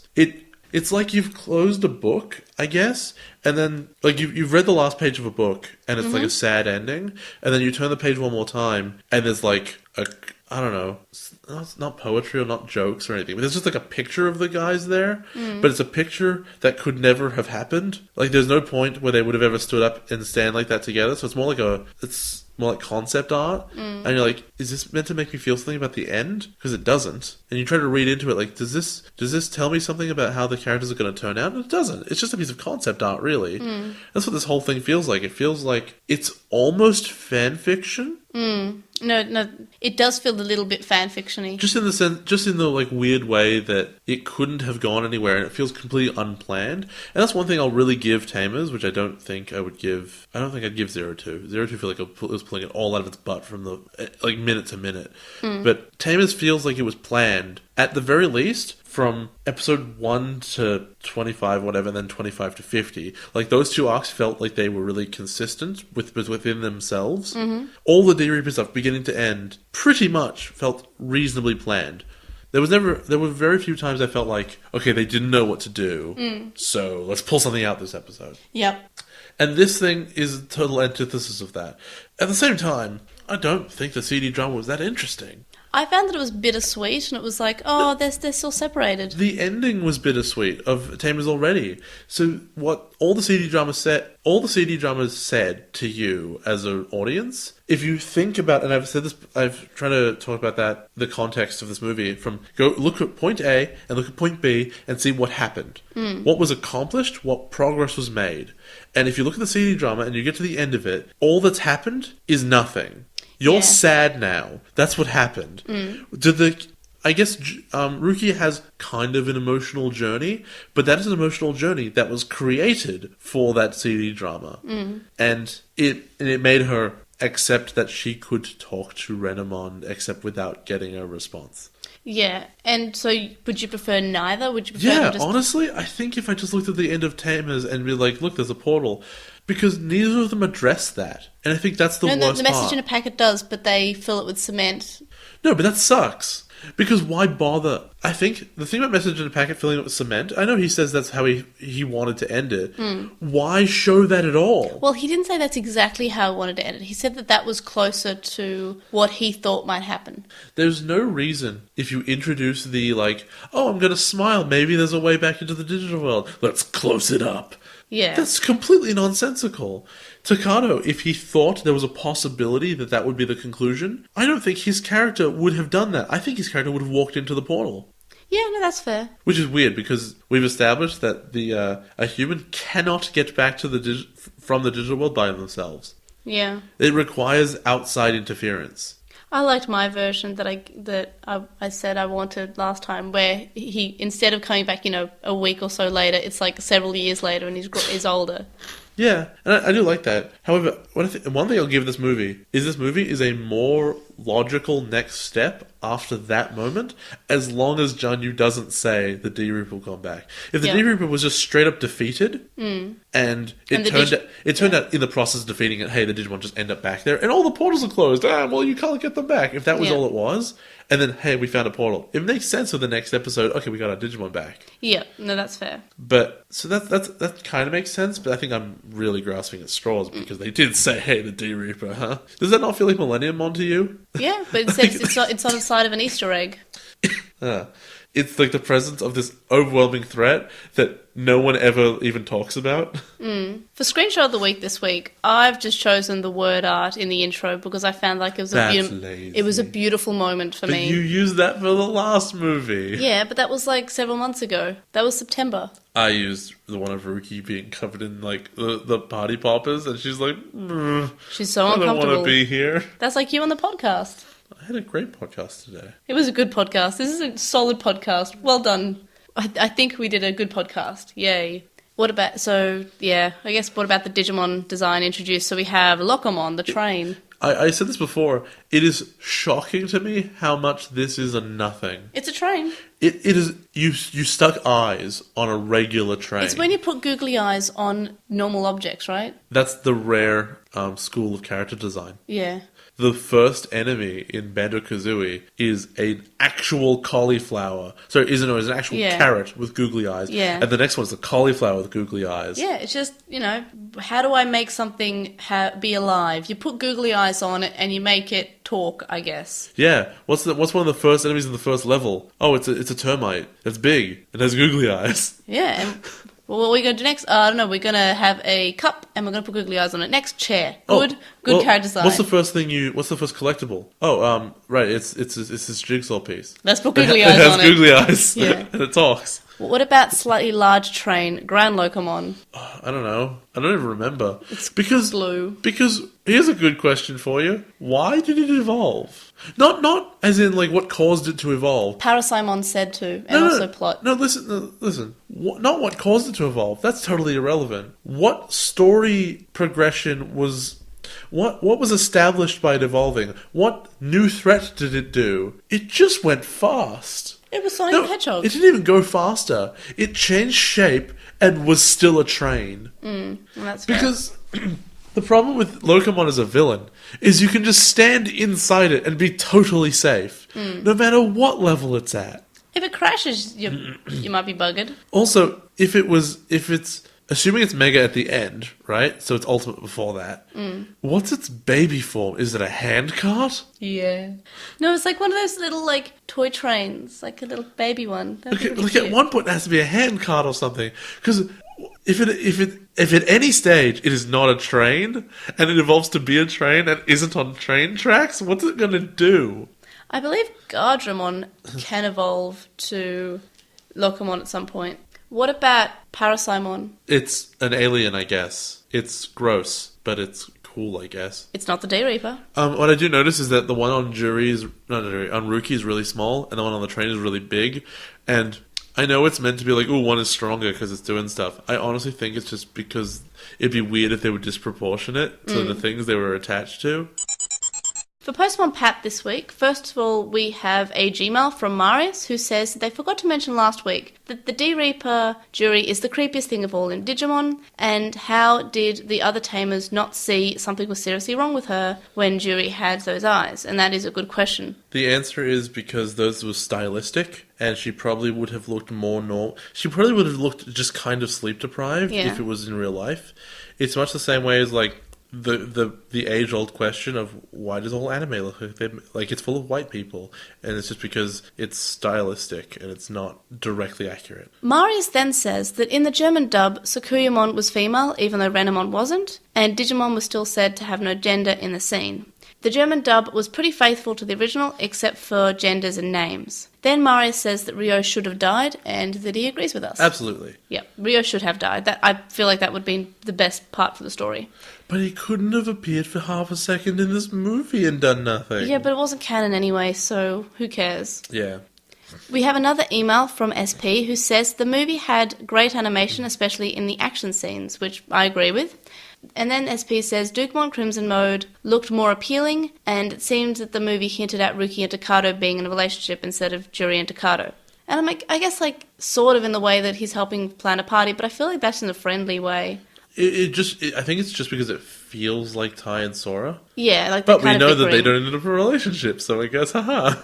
SP then says that they can't wait for Frontier and Jay's criticisms on Frontier. Oh, I forgot to mention. What? Why would she have invited Ryo to her party? Oh, no, she didn't invite him, right? She doesn't have a choice. Yeah, it was a surprise party. Yeah, alright. Does she have no other friends? No, she doesn't. She said at the start, like, she doesn't have friends until she met Takado, Jen, and, yeah, the others. That's very sad. Yeah. We have another email from Chuckmon who says, regarding episode 50... That's a long time ago. We're on 83 now. Episode 50 of Tamers. You know that. So Chuckmon says the Diginomes giving the purple Digivice to Iron Marco was really nice. Granny giving his power to Dukemon in a mode change was lame. Granny thanking Takado and Gilmon for talking to them was sweet. The red card that allows the Digidestined to battle inside the D-Reaper was kind of lame. Jen swiping the red card and it flying through everyone else's Digivices. Awesome, question mark? Actually, you know what? Let's talk quickly about the mode change issue. Yeah. The reason mode change was a term was because the Imperial Digimon had two modes. There was a dragon and there was a knight. What does Dukemon have? He has Crimson mode and... Normal. That's Normal not a mode. Duke mode. That's not a mode. Dukemon Duke mode. He just becomes red. That's not a mode. He gets shiny. He gets shiny on wings. It's literally just so they don't have to say evolves, because he can't. There's no level higher. But it's not a mode.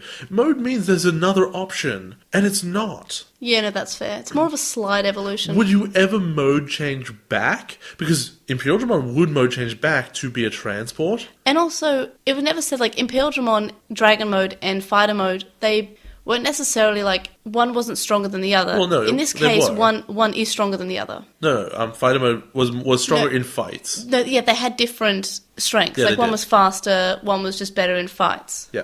And then Chakmon says that Ryo's Expressman Banana Republic red ribbed shirt in the real world was fashionable. And yeah, I do like what he wears in the real world. Then regarding episode 51, Chakmon says that Tsukuyamon gives her power to Justimon, which is really lame, and that it's sort of like coupling them together, but Ruki deserved better treatment as a hero. That's absolutely... And she does. Yeah, that's correct. But she got this whole movie that established how much she wanted her dad. Yeah, and sung for some reason. Then Isn't it great they gave her daddy issues right at the end? Yeah, why Isn't not? that nice? Why not? Instead of giving it to her during the series. Whatever. Then Chakmon says, Takato carrying Juri back from the Colonel, which is a dumb name, by the way, was melodramatic again. And it's sort of like... a computery thing. It's coupling them together, as it was coupling together Ruki and Ryo. But it was a very damsel in distress moment, which in some ways Digimon is a shonen brand, but it's like, doesn't have to be. Then on Reddit, Dak and Jackster says, if, similarly to Try, there was a Tamers sequel, what kind of things would you like it to cover and explore? More character development, Ruki's dad, I guess, maybe actually something regarding Ryo, like, that's good. I feel like the series didn't leave that many loose ends, and I don't know how I would write anything happening after. I would like to see them grow further as they become adults, like in the way that Try is seeing them grow further. What would you like to see?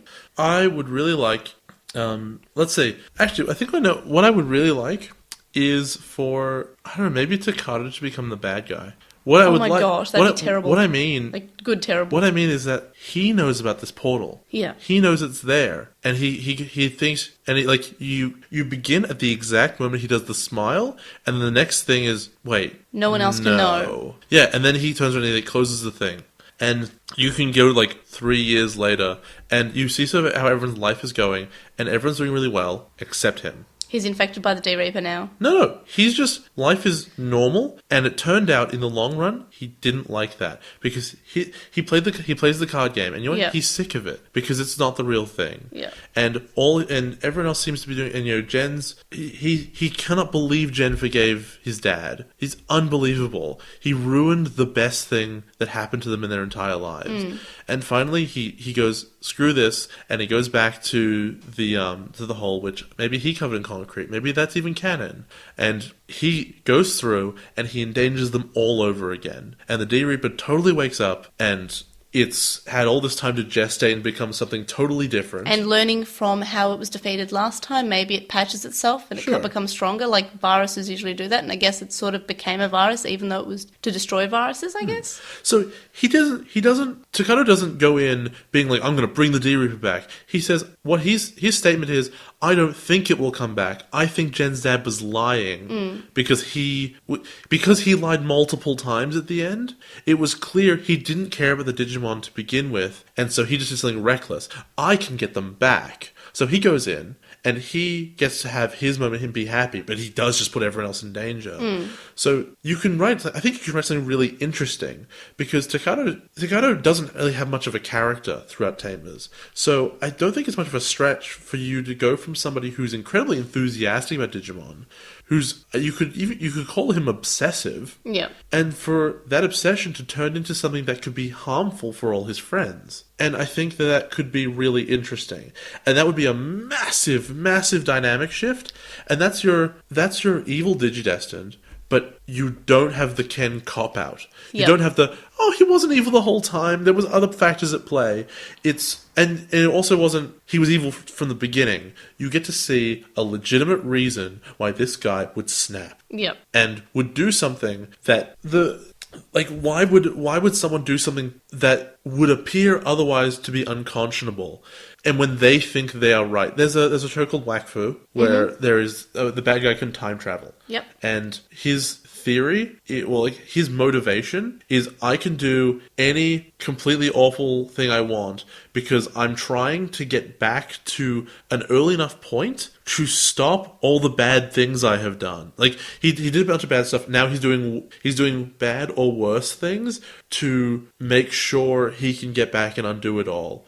So his motivation is to stop himself, but he's doing evil things to get there. Yep. And the good guys just see him do evil things, so they're trying to stop him.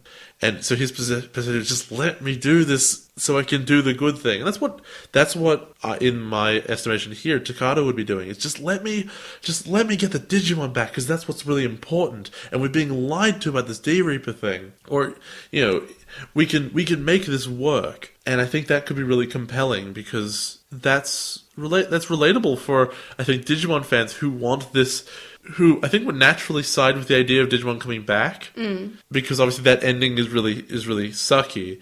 And I think there's interesting themes you can talk about where, like, I know you want this thing, but it's bad for you. No, that's actually a very good idea. I like that. I would watch that. Would you watch that? I mean, I came up with it. Yeah, you came up with it, so yeah. They should hire you. They should. I want to sit in the writer's room and be like, you are all terrible. None of this makes any sense. And they say, but we have to put this episode out tomorrow. And I'm like, yeah, but we should write it from the beginning today. On Tumblr, we have an Anonymon who asks us, what are your thoughts about shipping in Tamers? And says how people tend to focus on 02 ships out of all the ships in Digimon. And the Anonymon likes Takato and Juri because even though it's a common trope that the main lead has a love interest, it's done nicely here. My answer is, as always, they're 10-year-olds. I still always like, even if it's just a platonic relationship, it's just, I really like the friendship between... That's not what shipping is. No, shipping, friendship, that's you can ship platonic relationships. And I feel like Juri and Ruki have a really nice platonic friendship, which isn't really maybe it's more, we don't know. And it's not expanded on as much towards the end as it was in the first, half of Tamers. But I really liked their friendship. What about you? They're 10? They're 10? Is that your answer? Oh, okay, my step 1 is they're 10. And my step 2 is, I don't know. I want to, my very first thing is because I'm talking about obsessiveness with Takato and I'm trying to envisage him as this bad guy now. And I'm like, how could you detach him from all this? I'm like, well, what if he's Ace? But he can't be because he was on the train. He was talking about how he really likes her. Yeah, but I guess Juri and Takato is a cute thing. Even Takato with Ruki is fine, but I don't see how that could possibly happen. I don't support Ruki and Ryo because Ryo just made her really uncomfortable a lot. Yeah, and I don't like the idea that he just made fun of her the whole time, and that was what... I don't know what you would have to do to make Ruki like you, because she doesn't seem like the kind of person who has even thought about engaging romantically. Maybe Ruki's Ace. I think that, God, it's hard to talk about romantic advice for characters that aren't real and are also children. Yeah. But if you're going to consider shipping, I guess you think about those sorts of details. This is a very strong person who would want you to be straightforward, I guess, and just to be a similarly strong person and not tease, basically. Yeah, it's just being crap. Think of the three main boys. She hates Kento and Kazu. Yeah. So let's discount that. Oh, she tolerates them towards the end. She hates them. I hate them. Ryo just consistently makes fun of her, so that's a no deal. Jen's boring and nothing. Takato is, in her eyes, a child. Even though they're the same age or similar of age, he is a lot less mature than she is. There is no one in the show that I think that she would match up with at all, except Juri. Yeah. I really like their friendship, alright? Except that, I don't know, Juri was mad. Juri was, the monster at the end, and I'm not really sure where that puts you with anybody. Yep. Because there's an argument to be made that Juri killed, thousands of people. Oh, yeah. No, sort of. Yeah. Yeah. Yeah, kind of. The last letter is also on Tumblr, and it's from IRL Yuya, who says that they will be watching Frontier alongside the podcast. So that's exciting, and I am watching Pokemon alongside the Moncast, so that I do appreciate that, and it takes a lot of diligence and, to do that alongside us. So I really appreciate that someone wants to watch it alongside, so I hope it's a fun ride on this Trailmon. Do you think that means they're going to watch English and Japanese? I'm maybe. Suggesting you shouldn't, because it's awful. If anyone wants to watch alongside us, I suggest watching the original or any version, really. Yeah. What you should Your preferred version. should watch the Japanese because it's almost consistently the best version, and then just let us talk about the English and how bad it is. Yeah, no, that works. Or just hurt yourself and watch all of them, Yeah. like we do. Or all of the dubs of Digimon that were ever made. Do that. Yeah, that's that's stronger. That's if someone did that, they're a stronger person than I. I would not do that. For I Will Show You Digi-World this week, we have a suggestion from Anime Guy Kurosaki, and they want me to show you Chaos Dukemon. What do you think Chaos Dukemon will look like? Well, I glanced your phone, so I know they're blue. Ah, well, that's the answer. It's Dukemon except blue. Yep, there it is. There it is. What do you think? It's blue. Good job. It's very much like the virus Greymon Yeah, like / original Greymon. what you mean, Metal Greymon? Yeah. Sure. Is it not? Would the regular Greymon that's virus also not be blue? No, I think original Greymon was orange. No, but I mean the virus one. If virus Metal Greymon de-evolved, would it be orange again? Yep. That's stupid. But blue Greymon. That makes no sense because Greymon just gets metal plated onto him. Yep, and then he becomes blue, and that's why he's become a virus, I guess. No, but if the other one was a virus, then it would be blue too. Alright everybody, join us for the next episode of The Drunk Tank, where we discuss Tamers as a series in general. Yeah, which is what we're doing. So Jay doesn't have to watch Digimon this week, he just has to think about Digimon. Oh, But you know what, you're telling me you're not thinking about Digimon every waking moment? not like you. No, never like me. It's constant. It's painful. No, it's not for me. It's painful to be around you when you think about Digimon. Yeah, you're right. Speaking of Digimon, for Weekly Wonders this week, I am saying Digimon Universe Aptly Monsters 3DS game because it is great and I love it. And you're reading Japanese. And I'm reading Japanese because I got a Japanese 2DS for Christmas, which came with the DS game, and it's really good, and I'm really happy playing it. It's really good.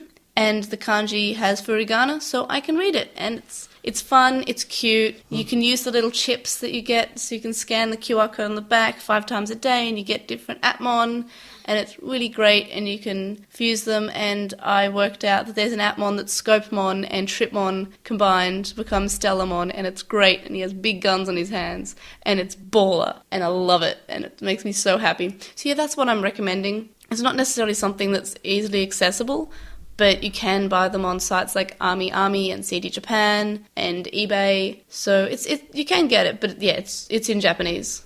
What about you? My friend at EA sent me a copy of Battlefield 1. You already said that. You said that Did I last not week. talk about? Did I talk about it last? Yes, you did last week. Oh my god, no! Because I actually played it now. You said it last week, and you played at that point. Did I? Yes, you played at that point. I just played the campaign. Have you played Final Fantasy? Like the No, game, I haven't opened the it game yet. I bought you for Christmas. All Yeah, right. I haven't done that yet. All right. That was oh a week God. ago. Oh, I know. I don't want to talk about that one because that ruins what it is. Okay, I'm just going to recommend. I'm going to give no details whatsoever, but definitely go out of your way to find a game called Frog Fractions and play it. I know Frog Fractions is awesome, and it's a game about frogs and or fractions. Oh, that was... It's free, and you can go play it. And the second one has just come out. It is not called Frog Fractions 2. It is, in fact, a mystery. I have it. It has to do with fairies. I'm not saying any more than that. Alright, okay, so I guess if you don't mind using a whole bunch of your time, you should play Frog Fractions, I guess. What? What's this reaction? It was a strange thing. Oh, it's really strange. It's awesome. Yeah, so play Frog Fractions, I guess? Please, it's great. It's really good. So the link dump will be linked in the description, where you can find our screenshots of the week and our weekly wonders, so you can play Frog Fractions, okay? Why are you so weird about this? I'm just remembering it. I'd forgotten it existed until you remember. I'm just having war flashbacks Wasn't right it now. really sick? No.